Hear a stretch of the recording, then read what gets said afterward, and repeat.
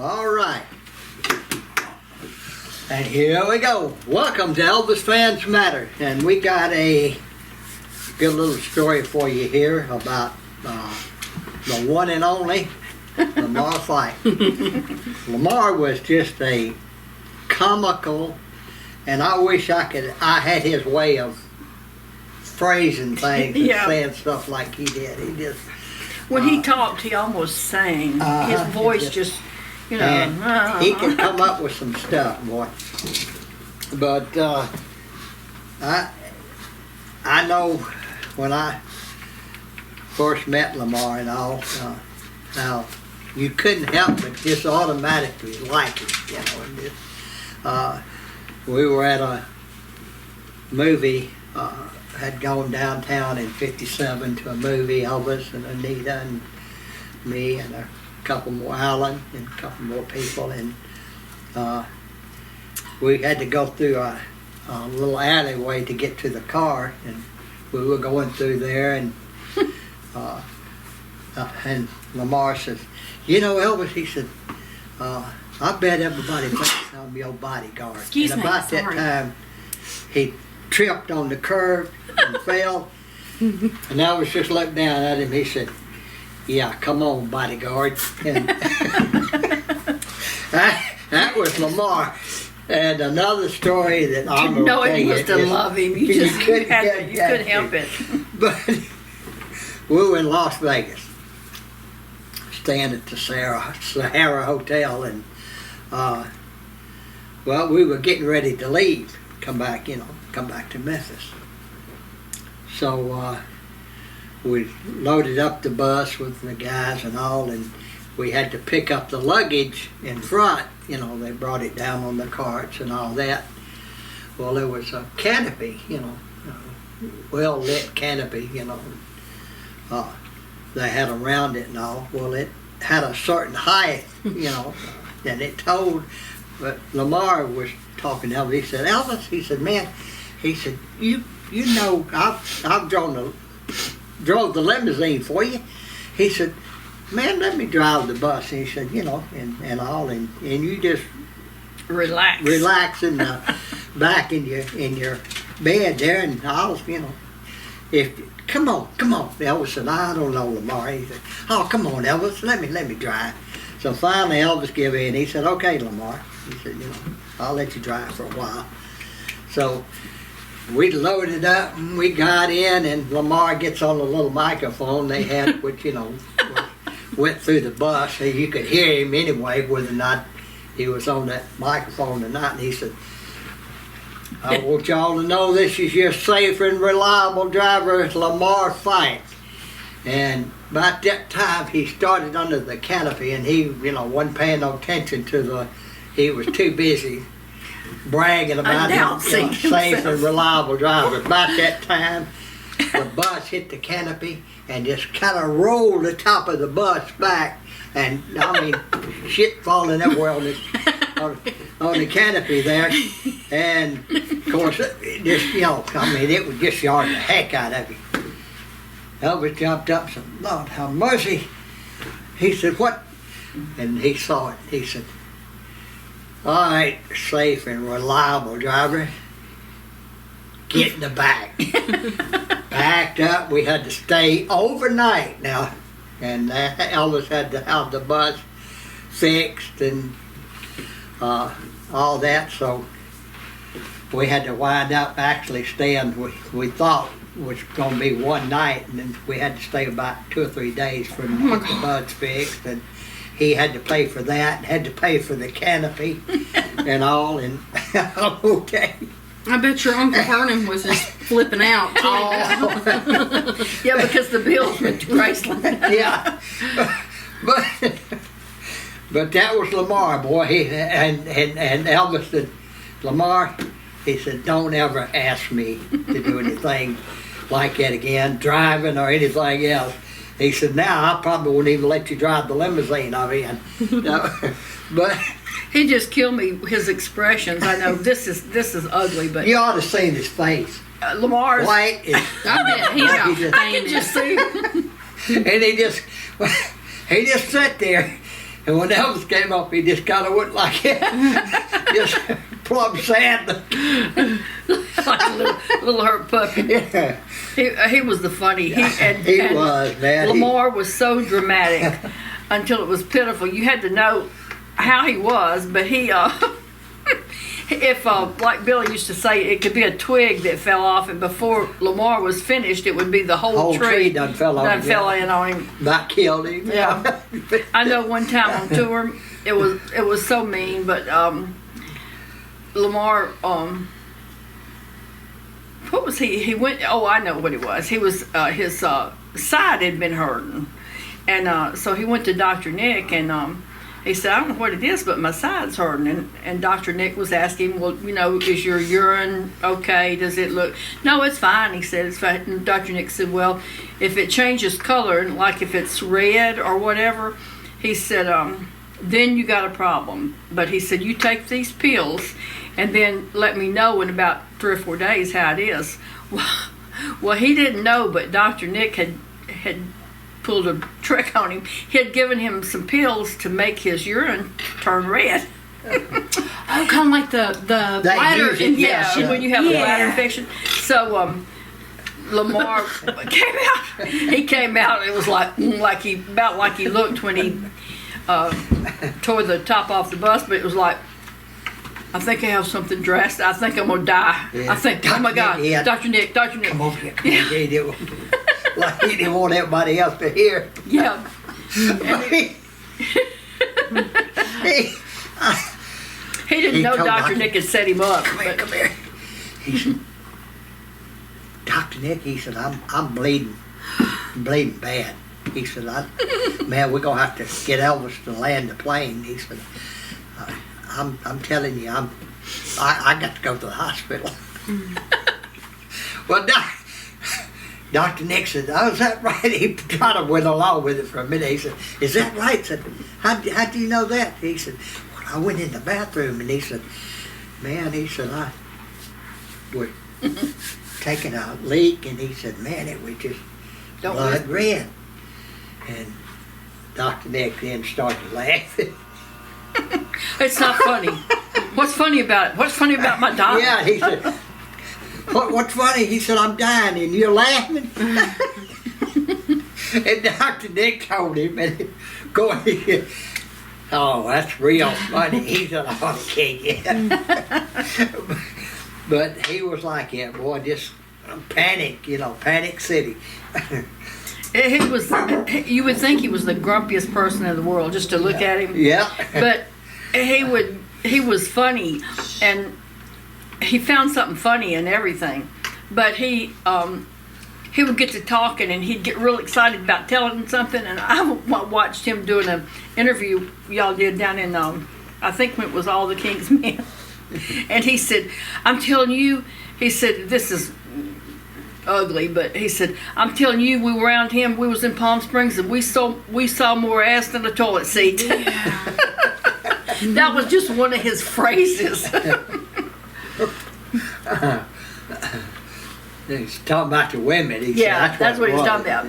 He was just a character. Well, look, first time that I met him was when I think we went to Louisville for about the book, and Elena and Marty and Lamar, y'all, and I got to go, and we were at that Chinese restaurant, and the waitress was a very good waitress. Most people, I mean, she was at the table constantly making sure everybody had everything. Do you need anything? Want anything? I mean, very good service. But Lamar was trying to tell a story, and every time he would get to a big part, the waitress said, "Can I get you anything, or do you need anything?" And I mean, he would get so agitated. And of course, I was a little kid, but I thought it was so funny watching him get pissed off at this waitress. And finally, and I mean, he said some ugly words that YouTube will cut us off for having, but, GD, basically, do I need to, put up an effing sign that says we need something? Until then, we don't. But I'm, going to finish my story. And I mean, then he went on and finished it. But he was it was the look on his face every time she showed up. I would get so tickled. because he would get to a big part, and you could tell it was a real big, like he was going to bust out laughing, and get everybody to laughing. And right before he'd get there, she would say, "Is everybody okay? Do you need?" And it just ticked him off so bad. Do we look okay? Do we look okay? We got everything we need. But that was Lamar. That was Lamar. Yep, he was a very colorful guy. He really was. Now, I mentioned another colorful person was Marty. Marty, Marty, but Marty was, and not meaning to be or saying. I mean, he just, his expressions a lot of times in the things he done. he was very dry. Most of them turned to crowd. One that comes to mind is when Patsy, it had snowed and it was iced over. Patsy Lacker. And she had got to telling us about Marty. He had his briefcase and all, and he was getting ready to come up to Graceland. I mean, he wasn't, he always carried a briefcase. Yeah, and he wasn't gonna miss coming up to Graceland. Snow or no, or ice or what. And she said he'd come out and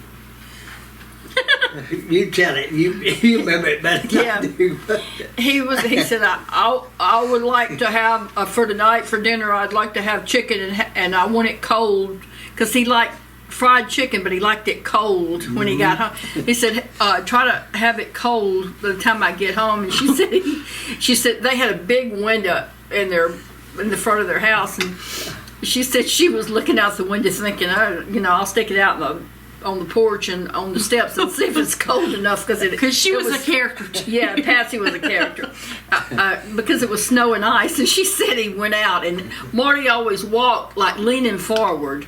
And she said he hit that first step and he started falling, and his briefcase fell, and he fell on top of it. Ooh. And he slid on the briefcase with his feet up there, like he was flying all the way down that driveway out in the road.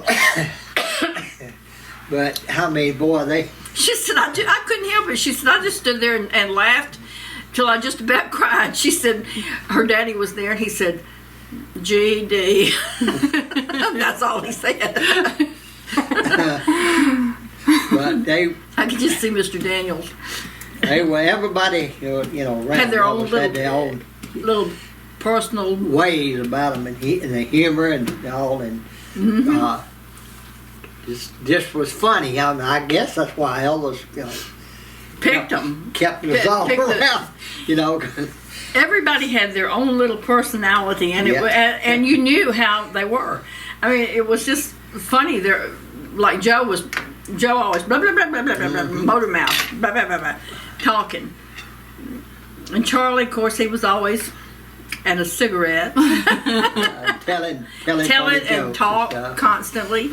Each one of them had their own little personality. It was just.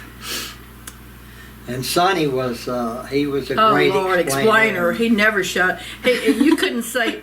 Do you know? Because if you ask, they would all the guys would say, "Don't ask Sonny about this because we'll never get out of here." You know what I'm thinking about? What? When we went down to Mobile for all the King's Men, and of course I stayed with Mama at the hotel because y'all were going to dinner, and y'all were in Sonny's van that he had, I guess, a new sound system. Oh my God! And y'all got lost. He was from Mobile all the way down in Florida. A 3-hour tour. It should have took 10 minutes. Yeah, we were trying to find a lottery. He never did let up. Went to dinner, and I think y'all were he was going to cross into Florida to get lottery tickets. But I mean, Mobile to Florida is still in traffic and stuff a good couple of hours, I would say. But I didn't think y'all were ever going to. We didn't either. I just remember you saying he had that music as loud. Yeah. He said, "Is this too loud for you?" Billy said, "Oh, my ears are bleeding, but other than that, I think." Oh, gosh. Some funny stuff, boy. It really was. All of them were just. I wish everybody could have known the guys around Elvis and why. I guess why Elvis, picked them all. Mm-hmm. Basically, I wish everybody could have known Elvis, you know, and how he was.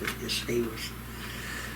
If they could have And known he each character of the guys, though, they would have understood why. because he had Elvis each one around. handpicked. Yeah. You know, he picked each person because of their personality and because of how he got along with them and how he felt about them.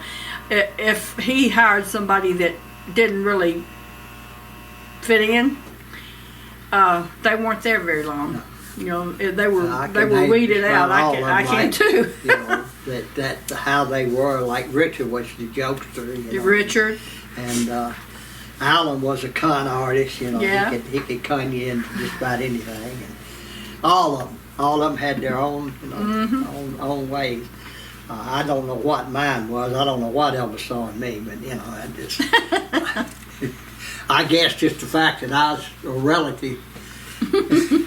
But like I say, they all had their ways, and it was most of the time just a lot of fun and something constantly, like Lamar with his little driving deal with the bus and all, you know. But you had to be there. If you had a seen what happened, you would have laughed until you couldn't after it was all over. You could just look at Lamar and just die laughing. He just, the way his expressions and everything, I mean, he just, I can just see him going like that with his eyebrow. Which one of the guys did you work with the longest? Work with the longest? Probably Marty.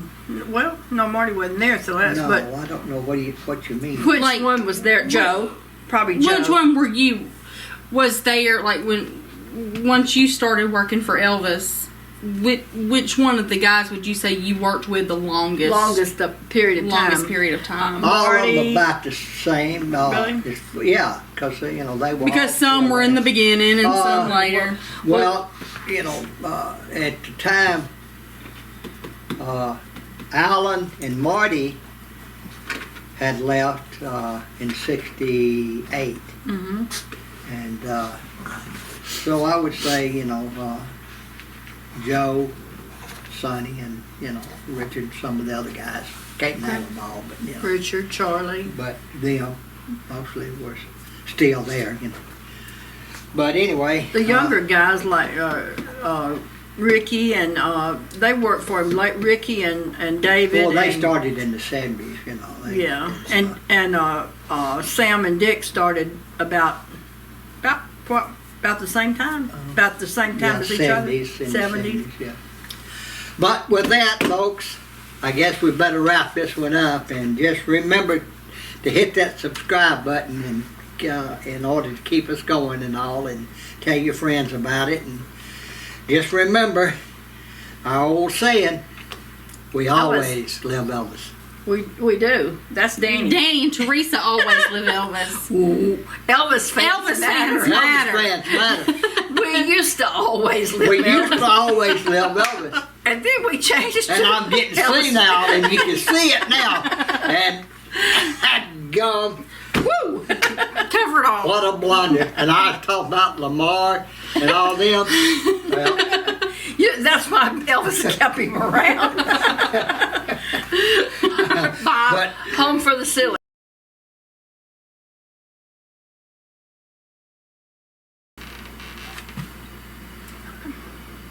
you ready? Hello, everyone. Welcome to Elvis Fans Matter YouTube videos. Got a special little Thanksgiving tale to tell you about when we were at Graceland. Now, this happened about the mid-'60s. The recipe and all has been handed down to me for a long time. And after a few years and all, I found out Elvis wanted to try it, so I let him. And he was so enticed with it, as you might say, that he wanted me to come out to Graceland and prepare my turkey and all for him and all. Well, what it is it's called a Italian popcorn turkey. Now the reason is you take your dressing, any kind you'd like to use yourself. We usually use cornbread. We put sliced boiled eggs in it and some Italian seasoning, about 2 teaspoons. Red onion or white onion, whichever, brown onion, or both, whatever you really like. And melted some butter and put butter, and I got butter on my popcorn already, and that's what I use to baste my turkey with the rest of the butter. Now what you do is you take your turkey like this. Now this is not like the turkey we had back in. This is just the breast. We had the whole turkey. And what you do is you put your popcorn in first. And then you take your dressing and you stuff it just as much as you possibly can. I mean, you gotta, you pack it tight. Now, I had to go out to Graceland and prepare this meal for Elvis, and he was, how do you like my vest? Cute, isn't it? Anyway, we went out there and when I prepared it and all, got it ready, stuffed the popcorn in and stuffed the dressing as best I could, because you want to get a lot in there, because, try to get as much in there for everybody. So then I would take it and I'd do that. I'd baste it. It was ready. Well, he wanted to come down and watch it. Pardon me. So gathered up a bunch of chairs, and I prepared it, and we put it in the oven. And he had an oven similar to this one. You could see inside. It had a light and all. And we stuck it in there. Elvis, now, when it come to onion, we didn't use any onion in. He didn't like it, so we just left it out of the dressing. But I like it, and so we put it in there. And we put it in the stove. And everybody would gather around, pardon me, in chairs. And we just sat there and talk and all until till it got ready and all. Now what would come about is we'd put it in there, we'd sit and talk. Now, you knew that you was gonna have it served up for too long. So what had happened is we got it in there, got to baking it. Now you want to bake it to a golden brown, or when the popcorn goes off, it blows the turkey's ass completely out of the oven. This